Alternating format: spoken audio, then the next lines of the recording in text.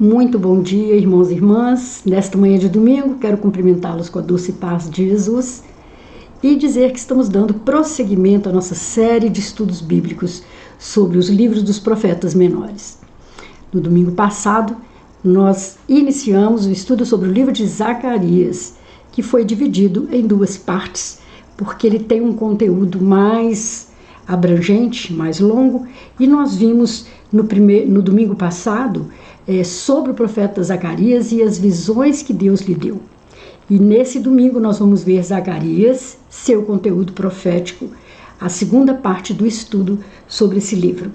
E o nosso texto básico vai ser Zacarias 14, de 1 a 21, que vamos ler daqui a pouquinho, e nos lembrar que os primeiros capítulos de Zacarias, os capítulos de 1 a 7, fala de assuntos contemporâneos, e de 8 a 14, assuntos escatológicos. Daqui a pouquinho nós vamos destrinchar isso e nós desejamos que a unção de Deus seja sobre nós, a sabedoria, para que possamos realmente trazer um estudo que sirva de aplicação nos dias de hoje, tanto quanto o Senhor usou esse profeta nos dias de antes.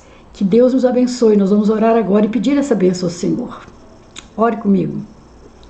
Grande Deus eterno Pai, muitas são as bênçãos que queremos te agradecer, porque o Senhor é o Deus da provisão, o Senhor é o Deus do cuidado, o Senhor é o Deus do amor, do perdão, e nós te louvamos por tudo isso, ó Pai.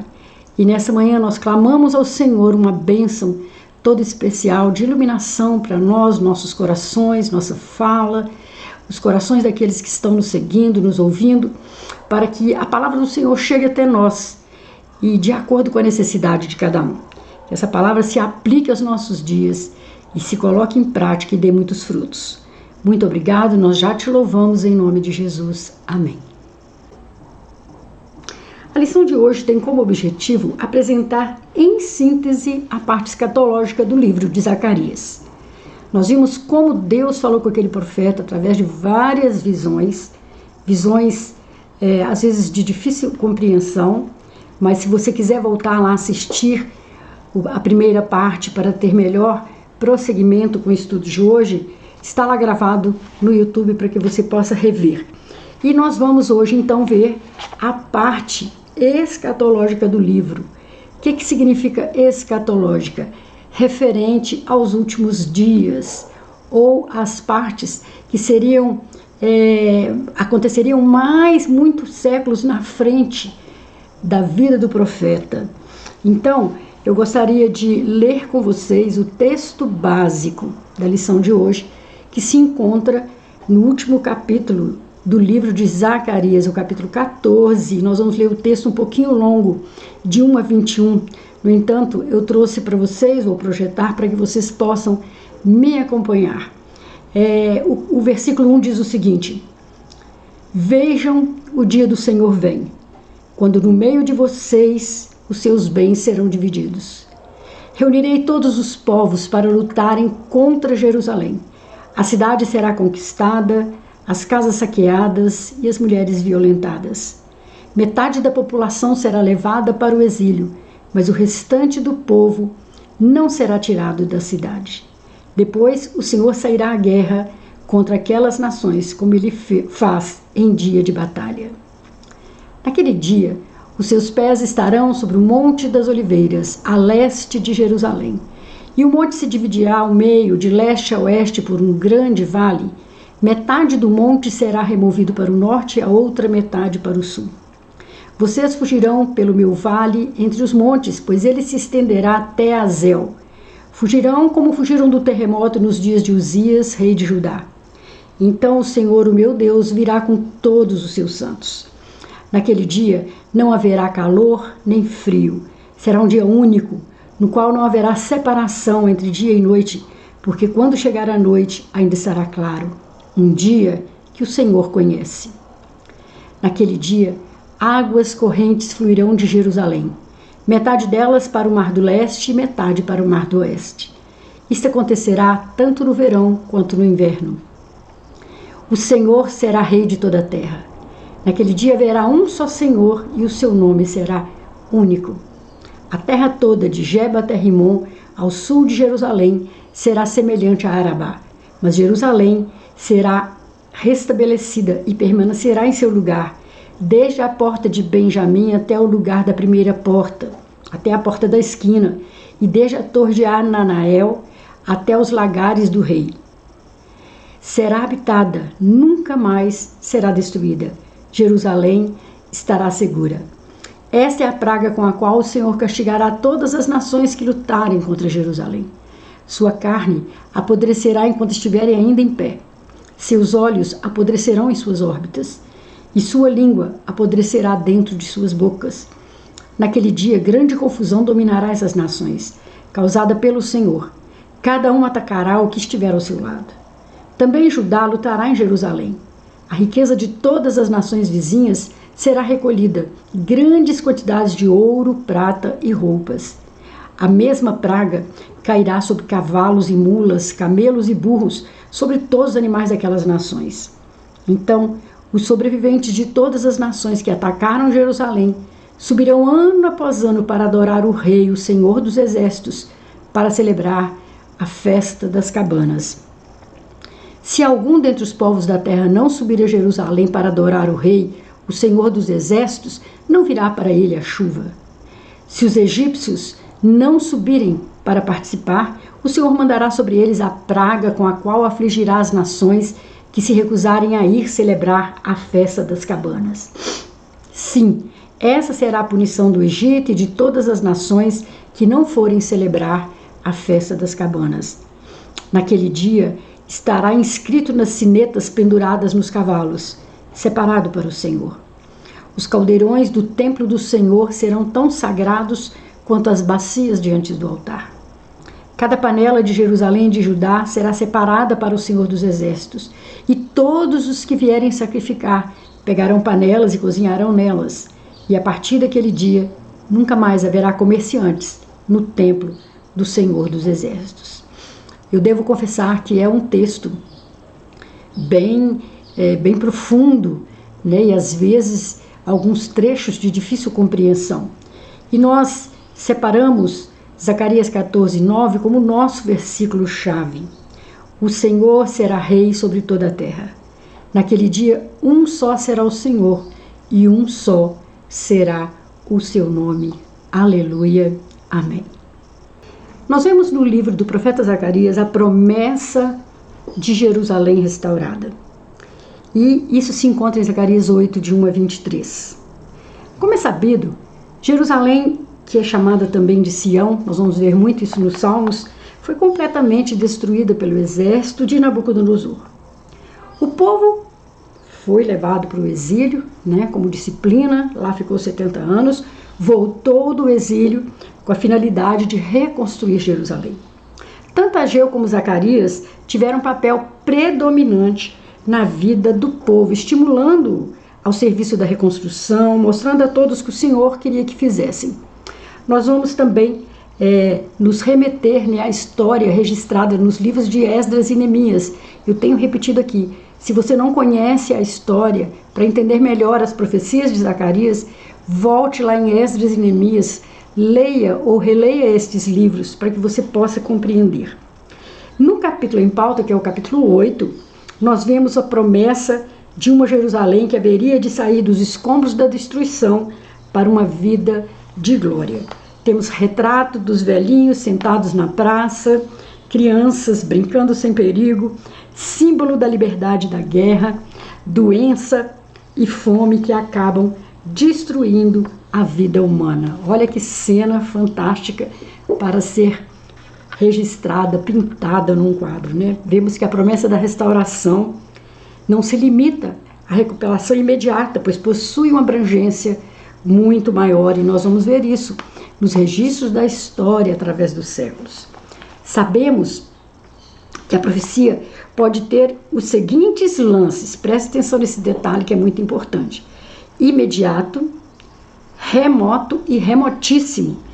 Entendemos que o que está contido no texto vai além do imediato. Tem profecias para aqueles dias, né? Mas tem outros que vão além, abrangendo o lance remoto e falando de acontecimentos que ainda estão por vir. Aqui no livro de Zacarias, especialmente, nós temos esses três contextos, né? Vejamos algumas das promessas contidas. Assim diz o Senhor dos Exércitos: eis que salvarei o meu povo, tirando da terra do Oriente e da terra do Ocidente. Eu os trarei e habitarão em Jerusalém. Eles serão meu povo, eu serei o seu Deus, em verdade e em justiça. Zacarias 8, de 7 a 8. A expressão terra do Oriente e terra do Ocidente demonstra que se trata de uma dispersão para as nações. Como esse povo, né, já viveu disperso entre as nações. A primeira vez que o povo saiu da terra foi para um lugar específico, o Egito. Vocês lembram? Saíram da terra com família por causa da fome. Nós vamos encontrar esse registro na história de José. A segunda foi também para lugares determinados. A Assíria, o reino do norte, foi levado para lá, e a Babilônia, o reino do sul, foi levado cativo. A última dispersão ocorreu no ano 70 a.C., depois que Roma invadiu Jerusalém, obrigando os judeus a se espalharem pelo mundo. 70 depois de Cristo. Sendo assim, cremos que essa restauração prometida está dentro do lance remoto da profecia que começou a ser cumprida com o retorno do povo à terra no ano de 1948, quando Israel foi declarado um estado. Mas note bem que os gentios buscarão a salvação, conforme está lá no capítulo 8. Virão bons dias, mas as exigências éticas de Deus não podem ser esquecidas, conforme Zacarias 8, 16, 17. Então, aqui nós vemos trechos em que já foram cumpridas as profecias preditas por Zacarias, outras que foram cumpridas muitos séculos depois, até depois de Cristo, outras quase aqui no nosso tempo, né, 1948, quando o Estado de Israel é estabelecido e voltam judeus de todas as nações, voltam para povoar, para habitar aquela terra. Então, essa restauração de Jerusalém tem se cumprido na história. Deus é fiel para cumprir a sua palavra. Agora, nós vamos ver também referências ao reino emergente. Os capítulos 9, os versículos de 1 a 14 e o 21, esses capítulos são dominados por luta e por tensão. No começo a luta é local e vencida pelo povo de Deus, mas logo a situação vai mudar. O bom pastor é rejeitado e depois assassinado, e parece que as forças do mal estão vencendo. No fim, essas forças capturam Jerusalém. É o grande sinal que para a intervenção do Senhor a fim de estabelecer o seu reino sobre a terra. É bom notar vários passos nesse processo descrito nessa profecia no capítulo 9. Primeiro, o triunfo do Messias. Gente, que coisa mais linda. Zacarias é um dos profetas que tem mais profecias messiânicas, assim como Isaías e outros, mas ali em Isaías nós vamos ver, ali em Zacarias, perdão, nós vamos ver, né, que vários profetas já tinham profetizado invasões a partir do norte. Isaías, Jeremias, Ezequiel, todos esses já tinham profetizado. Em Zacarias nós vemos o Senhor conquistando cada cidade e cada pessoa para estabelecer o seu reino em Jerusalém. Olha aqui a diferença específica do livro de Zacarias. A esperança messiânica ainda brilha bem forte. Não se esqueça da sua promessa que está lá em Apocalipse 3:21, né? Ao vencedor dar-lhe-ei sentar-se comigo no meu trono, assim como eu também venci e me sentei com meu Pai no seu trono. Então, a promessa do Messias, do seu reino, está bem evidente no livro de Zacarias. Depois também no capítulo 9 ainda, né, o rei chega a Jerusalém. A promessa de que o Messias entraria em Jerusalém como rei. Então o reino começa com a aparição de quem irá reinar. Trata-se daquele que um dia entraria em Jerusalém montado num jumentio, cria de jumenta. Isso está no versículo 9 do capítulo 9. E essa promessa já se cumpriu. Aqui está a promessa que faz parte do lance remoto da profecia e que já teve seu cumprimento no dia em que Jesus entrou na cidade montada no jumentinho predito. Está relatado, registrado o cumprimento dessa profecia lá em Mateus 21, de 4 a 11, com o título de A Entrada Triunfal de Jesus em Jerusalém. Como é maravilhoso ver as profecias do Antigo Testamento sendo cumpridas, né, queridos? Eu tenho um livro que fala sobre todas as profecias sobre o Messias preditas no Antigo Testamento e depois o cumprimento delas, né, na vida do Messias, na vida de Jesus. Depois, Zacarias 10 fala da promessa da pedra angular. Nós já fizemos referência a isso no estudo anterior, mas aqui temos a promessa da pedra angular no verso 4, declarando que esta procederia da tribo de Judá. Diz assim o texto: de Judá sairá a pedra angular, dele a estaca da tenda, dele o arco de guerra, dele sairão todos os chefes juntos. Essa é uma promessa em cumprimento ao que o Jacó, na impetração da bênção sobre cada filho, declarou de Judá, quando ele disse: o cetro não se arredará de Judá, nem o bastão de entre seus pés, até que venha Siló, e a ele obedecerão os povos. Você pode ver essa profecia dita por Jacó em Gênesis 49, 10, quando ele abençoa o seu filho Judá. Trata-se, pois, de algo ainda a ser cumprido. Rejeitado que foi pelo seu povo, um dia com triunfo e glória, Jesus voltará para que em torno dele se congreguem os povos. Então, essa profecia se cumpriu em parte, quando da estadia de Jesus nessa terra, do cumprimento do seu ministério, mas ainda ela vai ser plenamente cumprida quando Jesus vier na sua segunda vinda. Depois, em Zacarias 11, nós vemos um curto poema lírico. É muito lindo esse trecho e eu fiz questão de colocá-lo aqui e projetá-lo, porque realmente é um poema. Olha o que diz: abra suas portas, ó Líbano, para que o fogo devore os seus cedros. Agonize, ó pinheiro, porque o cedro caiu e as majestosas árvores foram devastadas. Agonizem, carvalhos de Bazã, pois a floresta densa está sendo derrubada. Ouçam o gemido dos pastores, os seus formosos pastos foram devastados. Ouçam o rugido dos leões, pois a rica floresta do Jordão foi destruída. Esse poema pinta um quadro da destruição dos tiranos.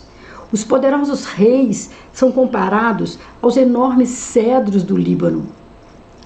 Quando o gigantesco cedro cai, o pequenino cipreste geme. Deus já destruiu os imperadores invencíveis. É hora para os reis inferiores da circunvizinhança reconhecerem o seu senhorio do Deus de Judá. Nós vimos ali, né, os impérios se sucedendo e caindo um a um, né, diante do Senhor e não prevalecendo na história de Judá. Depois, no capítulo 11, de 4 a 14, nós vamos encontrar a parábola do bom pastor. Olha que interessante, uma parábola lá no livro profético. No Antigo Testamento, um rei às vezes era chamado de pastor da nação que governava. Ele tomava conta, ele cuidava. É nesse sentido que o profeta faz a sua colocação. Ele sonha com um pastor realmente bom, um rei que ame a justiça social, que condene a hipocrisia, que proíba a exploração do pobre. Com certeza seria odiado por aqueles que vivem e prosperam pela injustiça e opressão dos indefesos. Quando chegar, será odiado e vendido pelo magnífico preço de 30 moedas de prata. Essa profecia se cumpriu integralmente, conforme está registrado em Mateus 27, 7. Olha, um rei que pudesse cuidar, governar com justiça. Irmãos, que coisa tremenda, né? Até hoje o nosso ideal político ainda é esse, né? Que Deus enviasse um líder que cuidasse do povo, cuidasse dos indefesos, que tomasse, que tivesse zelo pela justiça social. E este era o sonho do povo de Judá também.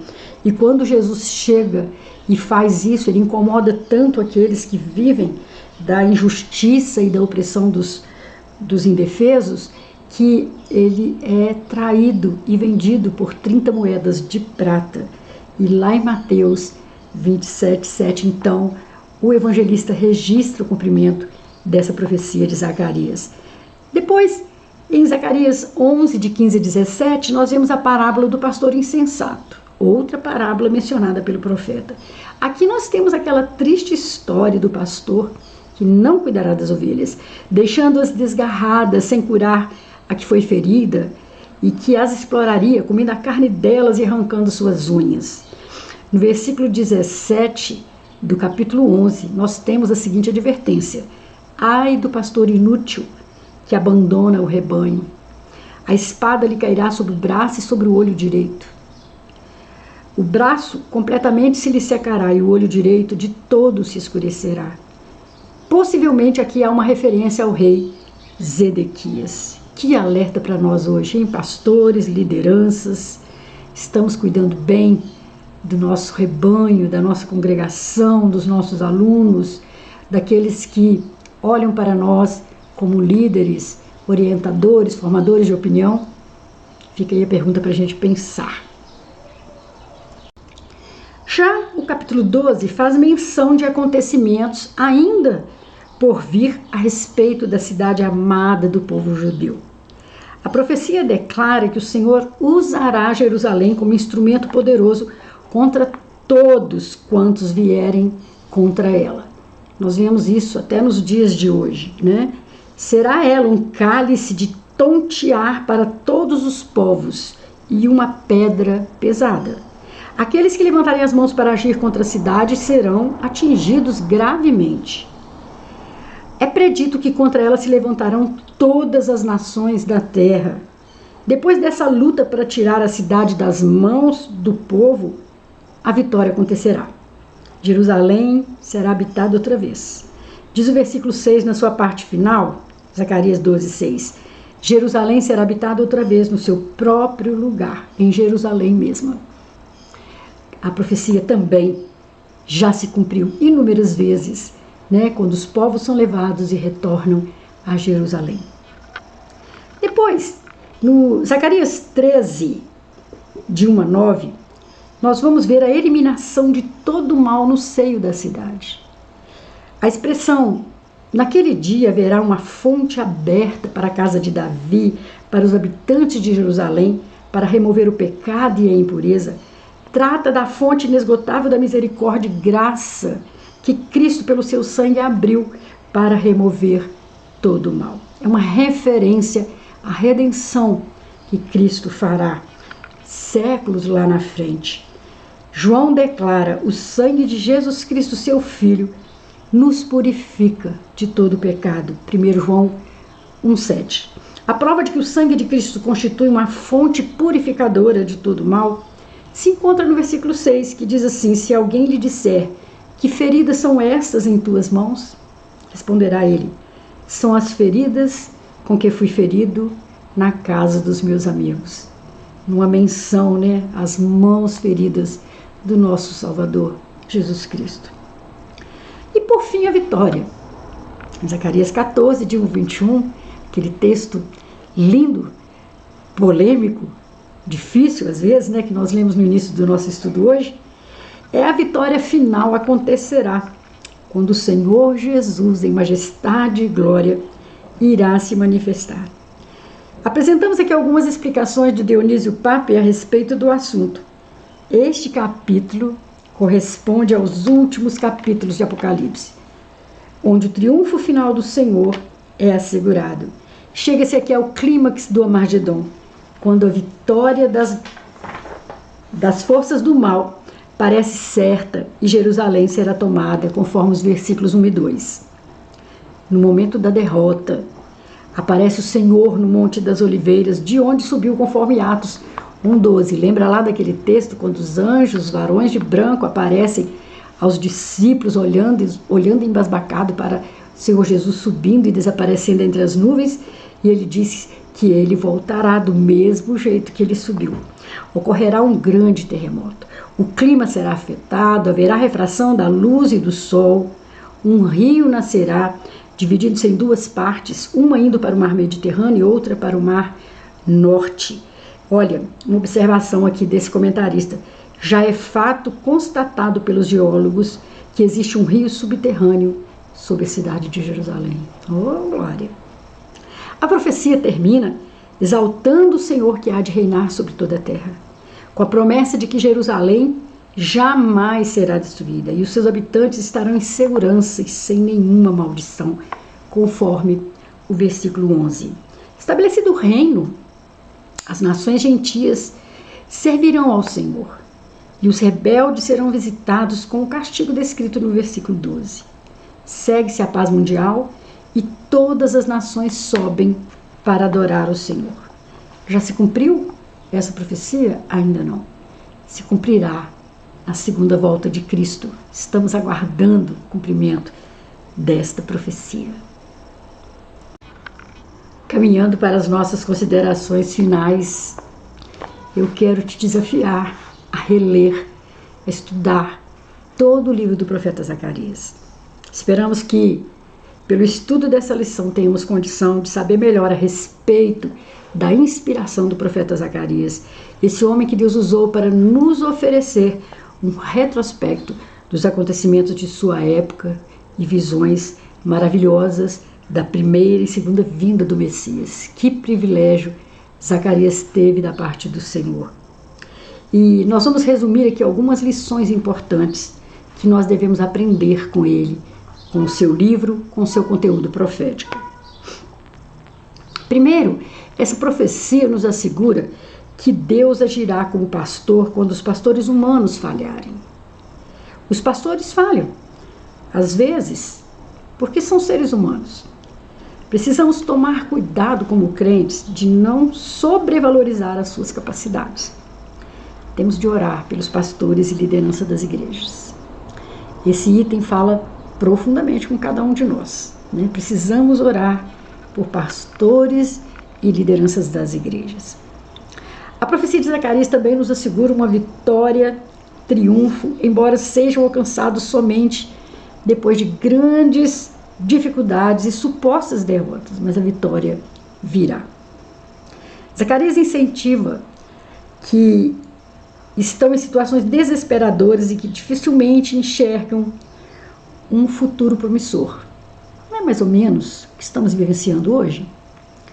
Vivemos nos perguntando a todo instante, diante das dificuldades que estamos atravessando como nação, como povo, como mundo, né? Será que há um futuro promissor ali na frente? Haverá vitória? Ele nos desafia a levar bem a sério, preste atenção nisso, os ataques de Satanás hoje em dia em nossa vida e no mundo. Mas Zacarias vai além dessa oposição ao poder maravilhoso de Deus que está ao lado do seu povo na batalha. O profeta fala muito da vinda do Senhor para salvar seu povo, mas olha também para a segunda vinda do Messias, ao fim da história do mundo, quando o Messias triunfará sobre o mal. Zacarias nunca subestima a força do inimigo, sejam os opositores lá em Israel ou as forças espirituais que se colocam contra a obra do Senhor. Irmãos, muitas vezes nós queremos ignorar o mundo espiritual. Nós queremos nos iludir dizendo que não há inimigo, que não há batalha, mas há sim. Há todo um mundo espiritual à nossa volta e Satanás e seus anjos querem ver a igreja derrotada, a igreja desiludida, a igreja sem esperança. E Zacarias nos desafia a levar isso a sério, sem subestimar o nosso inimigo, que é Satanás, né? A nossa guerra não é contra sangue e carne, não é contra pessoas, mas é contra as potestades do mal. Como o povo no tempo de Zacarias, no século 6 a.C., os crentes de hoje têm de se preocupar com a justiça e as necessidades dos pobres explorados, enquanto esperam com alegria a volta do Senhor e o seu reino. Queridos, quantas vezes as pessoas que se dedicam a fazer justiça, a lutar pela justiça, a socorrer os necessitados, são tratados como menos espirituais. São julgados como crentes de segunda classe que se preocupam só com o social. Não é isso que a palavra de Deus diz. E o livro de Zacarias vem trazer essa mensagem para nós nos dias de hoje. Então, Meditando no livro do profeta Zacarias, nós aprendemos as seguintes lições. Zacarias soube ser fiel no cumprimento do dever profético, e eu devo ser também. Nós devemos ser também. Embora Zacarias tivesse encontrado muitas dificuldades para ministrar no meio do seu povo, ele soube vencê-las. Então eu também devo vencer quaisquer dificuldades que possam surgir em minha vida para testemunhar. Você também, nós devemos pedir a Deus força e graça para darmos bom testemunho. Vale a pena servir ao Senhor no lugar que Ele tem para mim. Isso é compensador. Nós já ouvimos um dito que diz assim: cada um floresça onde está plantado. Deus precisa da nossa diversidade de ser, do nosso jeito, do nosso gênio, da nossa personalidade, da nossa maneira de evangelizar, cada um ao seu modo, né? Vale a pena servir ao Senhor no lugar que Ele tem para mim, onde Deus te colocou. É aí que Ele te quer, atuando em nome dEle. E enquanto eu espero a volta do Senhor, eu estou vivendo de acordo com o padrão bíblico da ética. Zacarias tinha essa preocupação, né? Estou vivendo o padrão bíblico da ética. Aliás, no mundo atual, o que mais falta é ética, né? É aquela lisura nas suas atitudes, nas suas decisões, seu comportamento, de maneira tal que o nome de Deus seja exaltado. Então, irmãos, eu estou certa de que o livro do profeta Zacarias traz grandes lições para nós nos dias de hoje. Que Zacarias continua falando ainda hoje e que eu tenho certeza que já falou ao seu coração. Por isso eu te peço que não seja um livro lido uma vezinha e abandonado. Um livro a ser estudado, um livro a ser degustado com calma para que o Senhor fale ao seu coração. Olha, assim nós estudamos o penúltimo livro dos profetas menores. Vai ficar apenas para domingo que vem Malaquias, o porta-voz do amor de Deus. E eu desejo que você esteja conosco para acompanhar o fechamento, né, do estudo dos livros dos profetas menores. Malaquias. Eu te sugiro ir lendo o livro de Malaquias, para que Deus possa falar ao seu coração e você já está com o espírito aberto e preparado para o nosso estudo do próximo domingo. Te desejo uma excelente semana, que Deus possa te abençoar, que Deus possa falar ao seu coração e te abençoar grandemente no estudo da palavra. Em nome de Jesus. Amém.